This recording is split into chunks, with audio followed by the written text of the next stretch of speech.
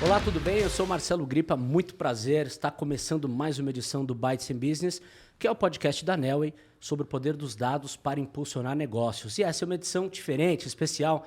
Estamos falando aqui diretamente do estúdio do DDB 2022, que foi o maior evento de Data Analytics do Brasil, uma realização Neoway e B3. E olha só, o evento foi cheio de speakers, né, de palestras incríveis, e nós selecionamos aqui dois dos principais nomes que transitaram por aqui ao longo do dia para falar sobre um tema importantíssimo. Esse tema é cultura de inovação e empresas ambidestras. Por isso eu apresento agora os dois convidados, o Gilson Filkenstein, CEO da B3. Gilson, muito obrigado pela sua participação. Obrigado, Marcelo. Obrigado pelo convite. Um prazer estar aqui com vocês hoje. Ótimo. E o Robert Duque Ribeiro, é diretor executivo de inteligência da Accenture. Robert, muito obrigado pela sua participação. Marcelo, muito obrigado. Sempre bom ter esse tipo de conversa. Então, vamos adiante. Sem mais delongas, vamos começar então. Gilson, a cultura de inovação está em alta, né? Não só porque é um tema interessante e atraente de se falar, mas também porque ela é um caminho necessário, né? Acima de tudo. Eu queria começar entendendo de você aí quais são os principais pontos de uma cultura de inovação que funcione na prática e como que ela acontece, se desenrola na B3. Legal, Marcelo. Primeiro, saúdo o Robert aqui, um prazer estar com ele também, um amigo aqui para a gente bater papo sobre inovação. Ele é o craque, então vamos aprender com o Robert, né? E eu vou pegar carona aqui nessa conversa.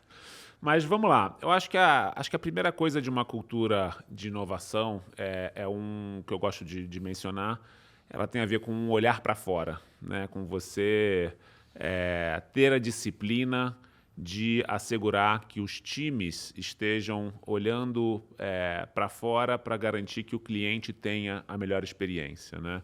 A gente muitas vezes se pega mergulhando nas nossas soluções, tentando aperfeiçoar e esquece de validar e de ver exatamente que problema ou que demanda o cliente está nos trazendo ou nos questionando. E eu acho que a partir desse ponto de vista a gente tem uma garantia de que você está constantemente inovando, né? Você não precisa criar uma área sobre inovação ou criar um departamento de inovação, escrever um cheque e falar assim, tomem, inovem. Eu acho que o mais importante da cultura de inovação é você incutir nos times esse olhar de estar constantemente insatisfeito, tentando resolver ou melhorar a experiência do cliente, né? É assim que a gente trabalha na B3, né? Garantindo que qualquer área ou pessoa consiga adicionar valor, inovar e trazer uma solução ou uma inovação para os nossos produtos, seja ele qual for, né? Para você estar garantindo que a qualidade e que a satisfação dos seus clientes com seus produtos esteja sempre no nível máximo, né? Então, eu acho que é assim que a inovação acontece na prática, olhando para fora e com foco no cliente. Muito bom. E você, Robert, como você vê a importância dos dados na construção dessa cultura de inovação e também como as empresas podem utilizá-los para melhor direcionar suas iniciativas? Tá. Obrigado, Marcelo. Bom, e primeiro, Gilson, eu posso falar de inovação. É uma coisa falar de inovação, é outra coisa fazer, e eu acho que a B3 tem feito isso, até inclusive com as empresas que fazem parte do grupo, CETIP, Neoway agora, acho que estamos vendo essa inovação na pele no dia a dia da B3. Então, parabéns, e eu acho que a prática ainda ganha aqui de triunfa. Mas falando dessa importância, basicamente, de dados, eu acho que o primeiro elemento, e foi um dos comentários que eu fiz hoje, é assim, data-driven, eu já estou blasé, tá? Já é passé como conversa por si mesmo. Mas acho que você tem que começar, as empresas têm que começar a pensar nesse conceito de decision-driven. Tá? Como é que a gente está usando os dados, sim, mas para chegar a um processo de decisão. Então, olhar nessa estrutura de job to be done, entender que uma vez que você tem isso, você vai desenhar a decisão, daí você vai ver o tipo de dado, daí você vai ver o tipo de técnica, e aí você vai executar e ver os seus resultados. Então, acho que tem esse primeiro elemento. O segundo é a beleza de dado. É que em si mesmo é uma vantagem que não para de dar retorno. O que eu quero dizer por isso? A gente realmente só toca um pouquinho neles. Cada vez que você faz uma pergunta sobre alguns dados, você tem vários outros dados que estão surgindo e você está se dando conta que, na realidade, consegue reusar esses dados em outro lugar. Então, eu vou dar um exemplo de há uns anos atrás. Eu estava tocando, tinha um B2B e um B2C a nível de negócio. No B2C, a gente tinha chats com os consumidores para poder entender o que eles queriam. E foi engraçado, porque a gente inicialmente era para dar suporte, né? A esses consumidores, dúvidas sobre produto, uso, etc. E, de repente, a gente se deu conta que era material para criar um SEO parrudo a nível de comunicação com esse cliente. Então, dado te dá esse tipo de coisa. Vai descascando essa cebola que você encontra vários elementos aqui. E acho que o terceiro elemento que eu combinaria aqui é... não pensa nos teus dados só em função do que você tem. Pensa nos teus dados na combinação de outras fontes de dados.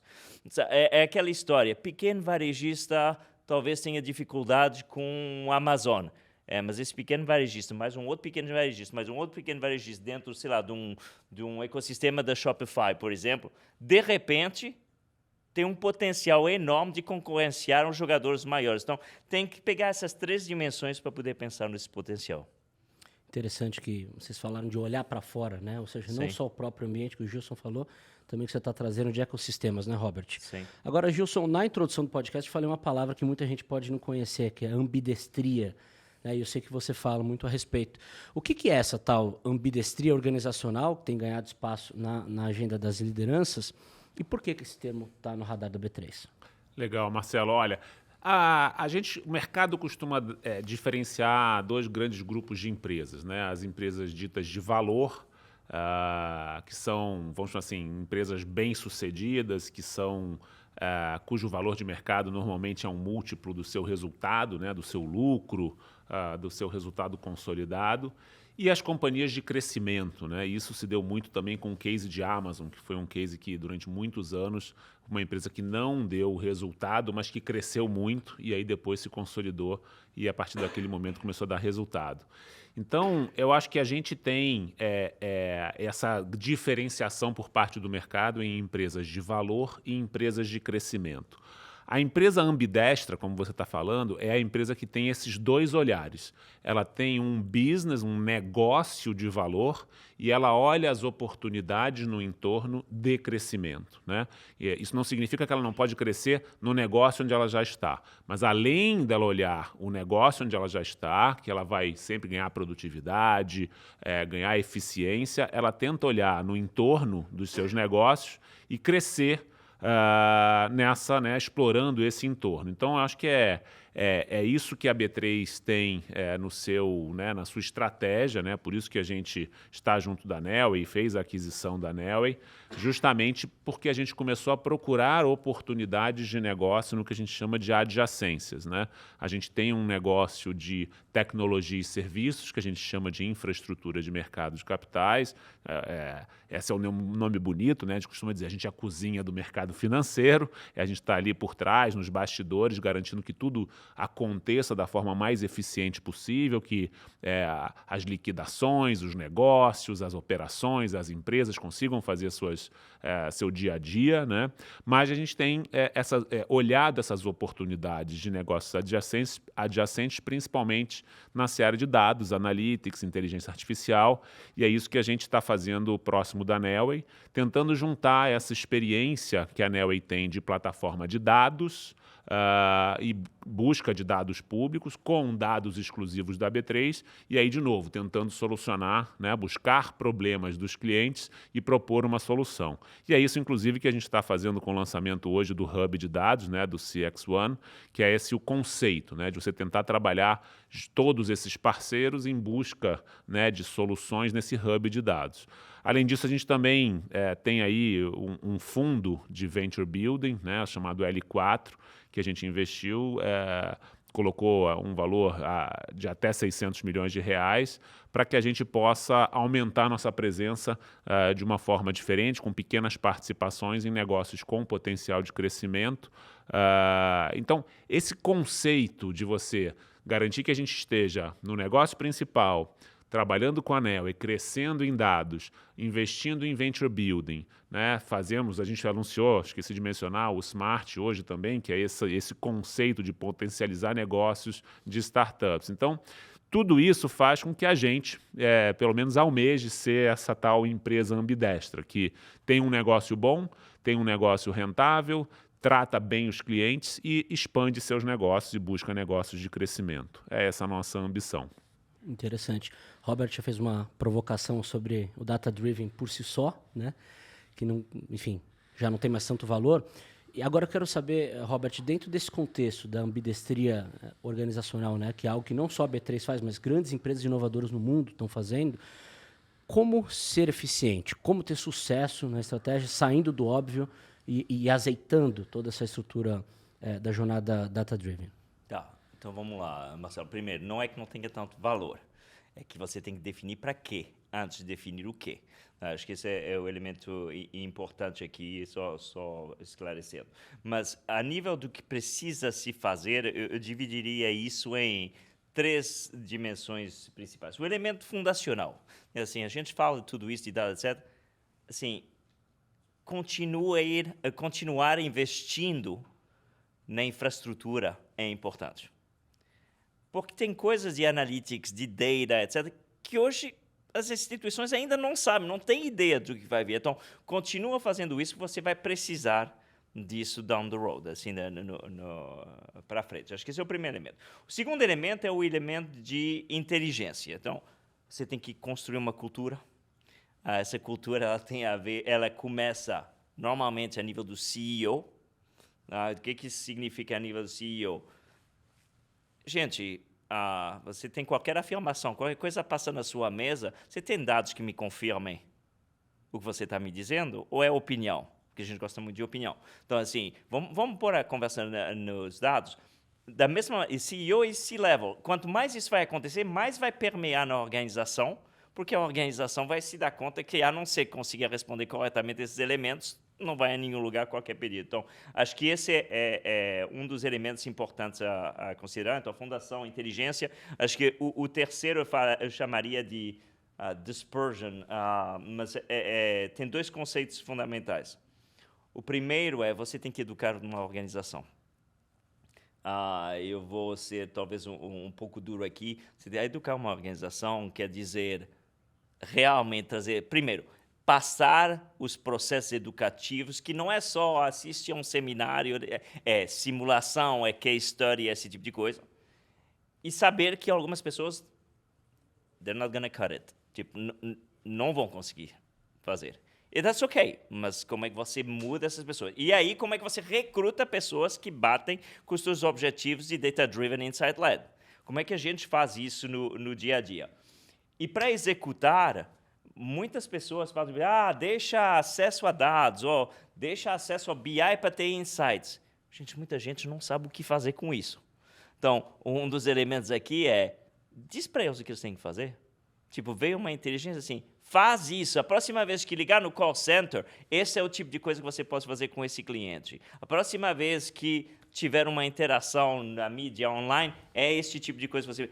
Quanto mais você fizer isso, mas as pessoas vão se habituando. E aí sim, com o tempo, vão começar deles mesmos a fazer conclusões ligadas aos insights. Acho que essa é a base. Muito legal você trazer esses pontos, que eu vou ter oportunidade de questionar o Gilson, né, que lidera uma organização de milhares de colaboradores que está aí na vanguarda desse processo. Como fazer, Gilson, para engajar as pessoas nessa viagem rumo a uma cultura data-driven que funciona na prática? O Robert mencionou muito bem, acho que a gente tem que garantir que assim, os incentivos corretos para a inovação façam parte da cultura organizacional. Então, vários dos exemplos ele já citou, e eu acho que, tentando complementar, eu acho assim, a visão de que não precisa pensar em coisas muito fora da caixa, mirabolantes, assim, não vai ser aquele foguete extremamente complexo que você vai reconstruir. Normalmente não é assim, isso se perde, ou com muitas opiniões, ou pessoas muito opinionated, né, que tenham muito poder na companhia e você reforça esse poder. Eu acho que o grande segredo é que a cultura de inovação siga bem princípios de transparência, princípios de que todos podem trabalhar juntos para melhorar o processo, que você tenha uma pluralidade de olhares para enfrentar o problema, que não há uma hierarquia para inovar, e sim que você tenha aquele que mais entende daquele assunto dentro da reunião, né? Que você leve para a reunião as pessoas que mais conhecem daquele assunto, porque muitas vezes, se você hierarquizar demais, aquela pessoa vai ficar com vergonha ou não vai se sentir à vontade de falar. Então, eu acho que você tem que garantir que dentro da sua cultura corporativa você tenha todas essas sementes plantadas, né, para que você tenha num ambiente de colaboração e abertura essas diversas perspectivas para você inovar, né? Então, os times talvez mais inovadores, né, culturas mais inovadoras, têm essa visão de construir, né, construir junto, encontrar soluções juntos. E eu acho que isso aqui é o mais importante para você ter isso funcionando, né, essa viagem aqui de inovação mais bem sucedida. Então, quando todo mundo percebe o poder disso, isso talvez você já tenha atingido aí as diferentes fases da evolução da cultura e a inovação começa a ficar incutida dentro da companhia. Você não precisa provocar, as pessoas já estão naturalmente incentivadas para trazer, através desse engajamento, novas perspectivas, novas soluções, novas provocações. Antigamente, o top management tinha que definir os SLAs, né, e falar assim, ó, nesses prazos nós vamos ter que fazer essas coisas. O cliente tem que trazer a reclamação, você tem que solucionar em 1 dia, 2 dias, 3 dias. Eu costumo dizer que o SLA hoje não serve para nada, porque alguém foi lá e falou, ó, o prazo para resolver é 2 minutos, não mais 2 dias. Então, se o time achar que o SLA top-down é o que tem que ser cumprido, acabou, você não está chegando, você não está com a cultura de falar assim, peraí, se eu posso resolver o problema em 2 minutos, o que adianta eu dizer que eu estou dentro do SLA se o meu SLA diz que é 2 dias? Então alguém tem que olhar e falar assim, peraí, eu vou colocar o sapato do cliente, vou falar assim, 2 dias o cliente já foi embora, eu perdi o cliente. Então tem algumas armadilhas, eu costumo dizer muito para a minha equipe, que muitas vezes tomar um certo cuidado com o NPS, né? Que a gente usa muito essas métricas de satisfação. Eu costumo dizer, não se iludam só com o NPS. Muitas vezes eu costumo dizer, às vezes o cliente mais insatisfeito já cansou de você, nem responde o NPS. Então, eu acho que a gente tem, né, nesses times que realmente incutir esse inconformismo de inovação e de satisfação do cliente no time. É assim que a gente garante uma cultura forte de inovação. Bacana. E o que mais é possível avaliar, Robert? Porque muitas empresas querem avançar com a cultura de inovação, mas tem uma mentalidade de negócio antiga, e aí acaba tendo todo esse problema de top-down que a gente está mencionando. Você tem dicas adicionais? Eu acho que o Gilson te deu os elementos do positivo, então eu vou fazer a contraparte, são os elementos do negativo. E os elementos do negativo é o seguinte, o quanto a organização está confortável com errar. Então já começa por aí. O quanto essa organização está confortável com errar? E assim, isso aqui é importante porque não tem inovação sem erro. Na realidade, você vai errar muito mais do que você vai ter resultado. Então, o quanto tem esse conforto lá no dia a dia? O quanto os executivos falam disso no dia a dia? Eu estava vendo uma empresa farmacêutica, todos os meses, o C-Level chega lá e diz assim, então, este mês a gente falhou aqui. E o engraçado é que não é só falhou aqui, é assim, e esse falhou me custou tanto dinheiro. Então, a partir do momento em que você faz isso, a nível do executivo, automaticamente o pessoal da organização diz assim, bom, assim, eu vou te dar um exemplo, eu tive uma situação em que eu errei feio, deu R$1 milhão, $200 mil aí assignados a tentar fazer um canal de aquisição através de affiliates, e que me deu um monte de fraude nesses affiliates. Erro total. O que foi interessante? Nesse mesmo B2C, a gente só fazia teste uma vez por mês de mudança do website. De repente, todas as semanas eu tinha 10 testes A/B sobre os... Porque, assim, sabiam que a maioria deles podiam falhar, e o cara já falhou, gastou 200 mil, aqui vou gastar peanuts, eu consigo sair do outro lado. Então, acho que esse é um. E o outro é o quanto a cultura ela é resistente a ameaças. Quando você cria um novo negócio, incorporar ele dentro de casa é super complicado. Então, eu vou te dar também uma experiência passada. criando um negócio completamente diferente. Estava dentro de casa, mudou de andar, mudou as cores, mudou o processo, mudou. Mesmo assim, estava perto demais de headquarters para poder ter sucesso. O que aconteceu? Eu vou te falar, na parte de analytics, é tudo experiência de modelagem tradicional. Para poder ter extração de sinal, eu tive que contratar gente aqui no Brasil, para estar longe do pessoal de São Francisco, ou da Inglaterra, ou de Bangalore, que estavam habituados a fazer alguma coisa desse dia. Então, assim, esse elemento é importante. O quanto você tem um elemento de reação a threats e o quanto você está disposto ou tem uma cultura que entende erro. Lições bastante valiosas. Bom, nós estamos chegando ao final do nosso bate-papo, passou rápido. E como o tema do evento do DDB 2022 é Transforme Dados em Visão de Futuro, eu quero falar um pouco de futuro com vocês. Quais são as características de negócios preparados para enfrentar esse futuro que se desenha aí? Gilson, primeiro com você. Acho que a gente cobriu bastante aqui no nossa conversa, né? Acho que uma cultura forte, acho que você incutir, talvez tentando resumir um pouco do que a gente conversou aqui, eu vejo que uma cultura forte, que eu resumo como senso de dono, eu acho que é um grande segredo para se enfrentar o futuro, né? A gente não existe mais um negócio que esteja eternamente blindado ou que possa deitar em berço esplêndido e esperar o tempo passar e apenas ir contabilizando o lucro. Eu acho que o segredo de negócios preparados para o futuro é essa responsabilização de cima a baixo, todo mundo se sentir dono do negócio. E se sentir dono do negócio hoje em dia, né, no mundo de hoje, é você estar preocupado se o seu negócio está não só rentável, ou se está crescendo, dependendo da métrica ou do seu objetivo, mas que ele está o mais produtivo possível, que ele está atendendo de forma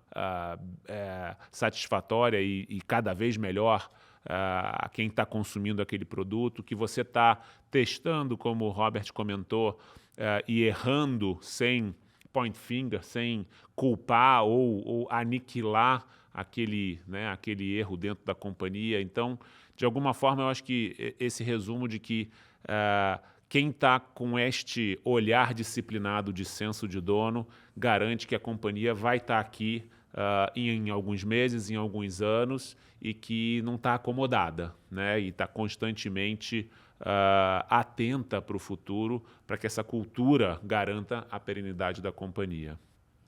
Sua opinião, Robert? Pontos super válidos.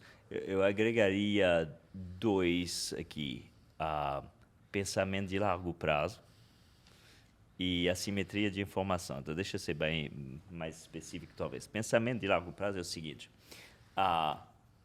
Tem uma dicotomia muito complicada entre as empresas tradicionais e as empresas que estão venture capital backed no dia a dia, que é o multiplier numa está no earnings e no outro está no growth, que era o comentário que você fez no início, Gil. Perfeito. Então, assim, você está numa desvantagem logo desde o início quando você está em earnings. Então, como é que você cria alguma coisa dentro de um negócio tradicional que possa estar focado no multiplier do growth? Então, esse long-term thinking ele é importante para poder criar valor, gerar valor a mais.